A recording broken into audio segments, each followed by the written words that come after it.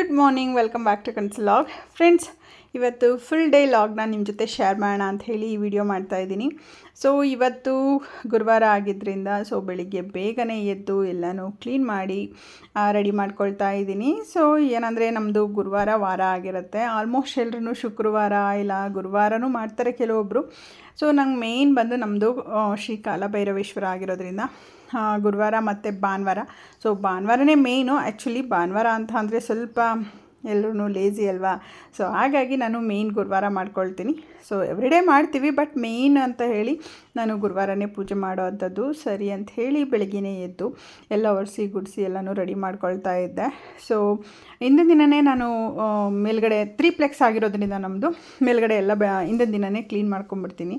So next ಡೇಗೆ ಇಲ್ಲಿ ಮಾತ್ರ ಹಾಲು ಮತ್ತು ಸ್ವಲ್ಪ ಸ್ಟೆಪ್ಸ್ ಅದೆಲ್ಲನೂ ಇಟ್ಕೊಂಡು ಮಾಡ್ಕೊಳ್ಳೋ ಅಂಥದ್ದು. ಸೊ ಎಲ್ಲನೂ ಕ್ಲೀನ್ ಮಾಡಿ ಆದ ನಂತರ ನಾನು ಸ್ನಾನನೂ ಸಹ ಮಾಡ್ಕೊಂಬಂದು ಇಲ್ಲಿ ರಂಗೋಲಿ ಎಲ್ಲ ಹಾಕ್ಕೊಳ್ತಾ ಇದ್ದೀನಿ. ಎವ್ರಿ ಡೇ ನನಗೆ ಡಿಫ್ರೆಂಟ್ ಆಗಿರೋ ರಂಗೋಲಿ ಹಾಕಬೇಕನ್ನೋದು ಇಷ್ಟ. ಅಂದರೆ ಫ್ರೀ ಹ್ಯಾಂಡ್ ರಂಗೋಲಿ ಹಾಕೋದಕ್ಕಂತೂ ತುಂಬಾ ಇಷ್ಟ. ಅದು ಎಷ್ಟು ದೊಡ್ಡದಾಗಾದರೂ ಹಾಕ್ಕೊಂಡು ಹೋಗ್ಬೋದು.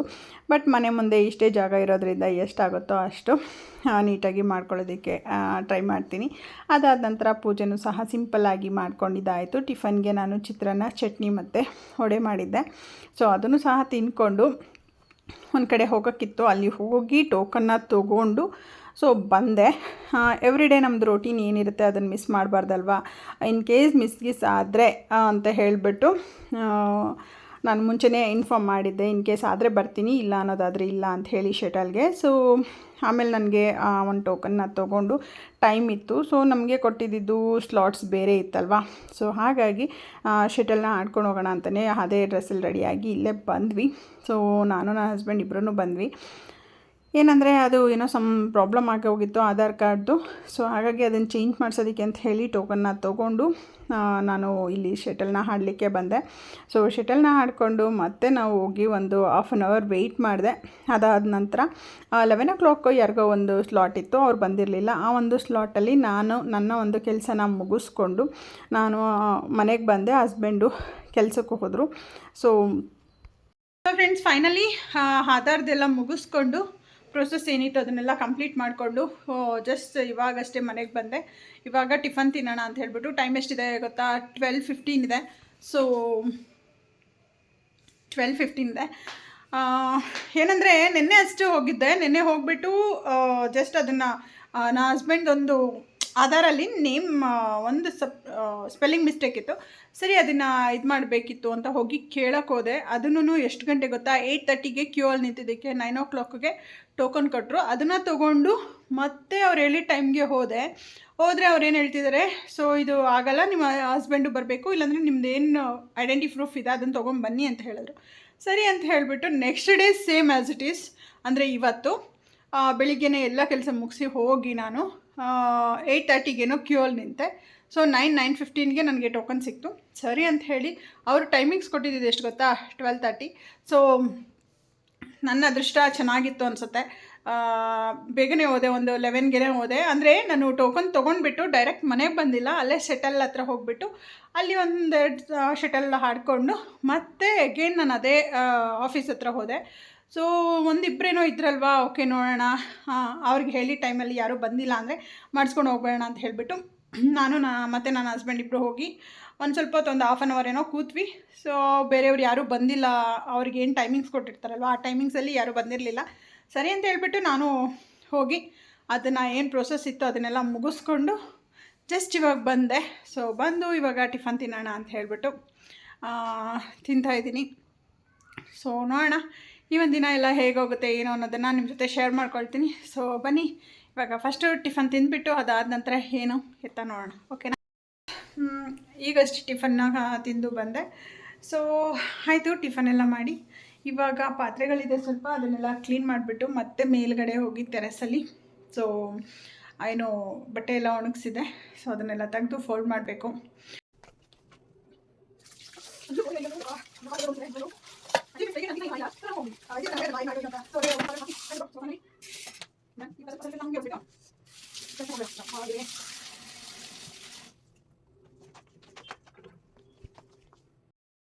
ಸೊ ಫೈನಲಿ ಟೆರೆಸ್ಸಿಗೆ ಬಂದೆ.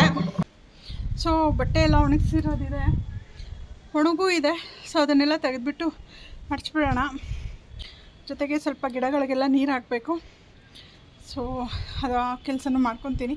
ಬಟ್ ಸ್ವಲ್ಪ ಹೊತ್ತು ಬಿಸಿಲಲ್ಲೇ ಇರಬೇಕನ್ನಿಸ್ತಿದೆ.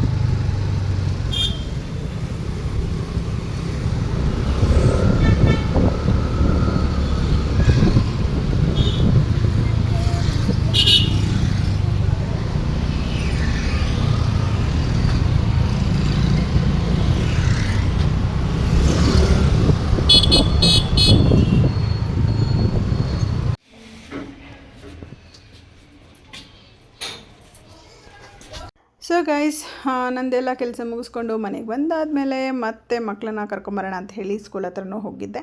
ಸೊ ಮಕ್ಕಳನ್ನು ಸಹ ಕರ್ಕೊಂಡು ಮನೆಗೆ ಬಂದೆ. ಅಷ್ಟರಲ್ಲಿ ಹಸ್ಬೆಂಡು ಸಹ ಬಂದರು. ಮಕ್ಕಳು ಬಂದಮೇಲೆ ಇದ್ದೇ ಇರುತ್ತಲ್ವ, ಅವ್ರ ಲಂಚ್ ಬಾಕ್ಸ್ ಕ್ಲೀನ್ ಮಾಡು, ಅವ್ರಿಗೆ ಊಟ ಹಾಕ್ಕೊಡು, ಅದು ಇದು ಅಂತ ಎಲ್ಲ ಅದನ್ನೆಲ್ಲ ಮಾಡಿ ಅದಾದ ನಂತರ ಹಸ್ಬೆಂಡು ಸಹ ಬಂದಿದ್ದರು. ಅವರು ಸ್ವಲ್ಪ ಟೀ ಮಾಡಿಕೊಡು ಅಂತ ಹೇಳಿದ್ರು. ಸರಿ ಅಂಥೇಳಿ ಸ್ಟ್ರಾಂಗಾಗಿ ಟೀ ಮಾಡಿಕೊಟ್ಟೆ. ಅದನ್ನು ಸಹ ಅವರು ಕುಡಿದ್ರು, ನಾನು ಸಹ ಕೂತ್ಕೊಂಡು ಕುಡಿದ್ವಿ. ಸೊ ಸೀರಿಯಸ್ಲಿ ಹೇಳ್ತೀನಿ ಗೈಸ್, ಏನಂದರೆ ಯಾವುದೇ ಒಂದು ನಾವು ವಿಡಿಯೋ ಮಾಡಬೇಕಾದ್ರೆ ಒಂದು ಮಾತು ಕಲ್ತಿರಬೇಕು, ಇಲ್ಲ ಡೈರೆಕ್ಟು ಮಾತಾಡ್ಕೊಂಡೇ ಲಾಗ್ ಮಾಡಿಬಿಡ್ಬೇಕು. ಏನಕ್ಕೆ ಈ ಮಾತು ಹೇಳ್ತಿದ್ದೀನಿ ಅಂದರೆ, ನಾವು ಜಸ್ಟ್ ವಿಡಿಯೋ ಕ್ಲಿಪ್ಪಿಂಗ್ಸ್ನ ತೊಗೊಂಡು ಅದಾದಮೇಲೆ ವಾಯ್ಸ್ ಓವರ್ ಕೊಡೋದಿರುತ್ತಲ್ವ, ನಿಜವಾಗ್ಲೂ ಏನು ಮಾತಾಡಬೇಕು, ಏನು ಮೋಟಿವೇಟ್ ಮಾಡಬೇಕು, ಯಾವ ರೀತಿ ಸ್ಪೀಚ್ ಕೊಡಬೇಕು ಅನ್ನೋದನ್ನೇ ನನಗೆ ಕನ್ಫ್ಯೂಷನ್ ಆಗೋಗ್ಬಿಡತ್ತೆ. ಸೊ ಇರೋದನ್ನೇ ಇದ್ದಾಗೆ ಮಾತಾಡ್ಕೋಬೇಕು, ಇಲ್ಲದೇ ಇರೋದನ್ನೆಲ್ಲ ಏನೇನೋ ಹೇಳೋದಂತ ಅಲ್ಲ. ಸೊ ಆ ಥರ ನನಗೆ ಏನು ಮಾತಾಡಬೇಕು ಅನ್ನೋದನ್ನ ನಿಜವಾಗ್ಲೂ ನನಗೆ ಕನ್ಫ್ಯೂಷನ್ ಆಗುತ್ತೆ. ಸೊ ಹಾಗಾಗಿ ಏನಾದರೂ ನನ್ನ ವಿಡಿಯೋದಲ್ಲಿ ಸಣ್ಣ ಪುಟ್ಟ ತಪ್ಪಿದರೆ ದಯವಿಟ್ಟು ಕ್ಷಮೆ ಇರಲಿ ಅಂತ ಕೇಳ್ಕೊಳ್ತೀನಿ. ಸೊ ನಾವು ಟೀ ಎಲ್ಲ ಕುಡಿದು ಆದಮೇಲೆ ಮೇಲ್ಗಡೆ ಗಿಡಗಳಿಗೆಲ್ಲ ಸ್ವಲ್ಪ ನೀರು ಹಾಕೋಕ್ಕಿತ್ತು. ಏನಕ್ಕೆ ಅಂದರೆ ಇವಾಗ ತುಂಬ ಬೇಸಿಗೆ ಇರೋದ್ರಿಂದ ಗಿಡಗಳೆಲ್ಲ ಹಾಳಾಗಿಬಿಡತ್ತೆ. ಸೊ ಹಾಗಾಗಿ ನಾನು ಎವ್ರಿ ಡೇ ನೈಟಲ್ಲಿ ಮಲಗೋಕ್ಕೂ ಮುಂಚೆ, ಇಲ್ಲಾಂದರೆ ಗೋಕುಲ್ ಟ್ಯೂಷನ್ಗೆ ಹೋಗ್ತಾನೆ, ಆ ಟೈಮಲ್ಲಿ ಹೋಗ್ಬಿಟ್ಟು ಗಿಡಗಳಿಗೆಲ್ಲ ನೀರು ಹಾಕ್ಬಿಟ್ಟು ಬರ್ತೀವಿ. ಸೊ ಎಲ್ಲನೂ ಯೂಸ್ಫುಲ್ ಆಗಿರೋವಂಥ ಗಿಡಗಳೇ ಇಟ್ಟಿರೋದು. ಮತ್ತು ಮುಂದಿನ ದಿನಗಳಲ್ಲಿ ಈ ಒಂದು ಪಾಟ್ಗಳಿಗೆಲ್ಲ ಕಲರಿಂಗ್ ಮಾಡೋಣ ಅಂತ ಅಂದ್ಕೊಂಡಿದ್ದೀನಿ. ಸೊ ಅದನ್ನು ಸಹ ಒಂದು ವಿಡಿಯೋನು ನಿಮ್ಮ ಜೊತೆ ಶೇರ್ ಮಾಡ್ಕೊಳ್ತೀನಿ. ಇದಾಗಿತ್ತು ನಮ್ಮ ಇವತ್ತಿನ video. Thank you. See in the next vlog. Bye bye.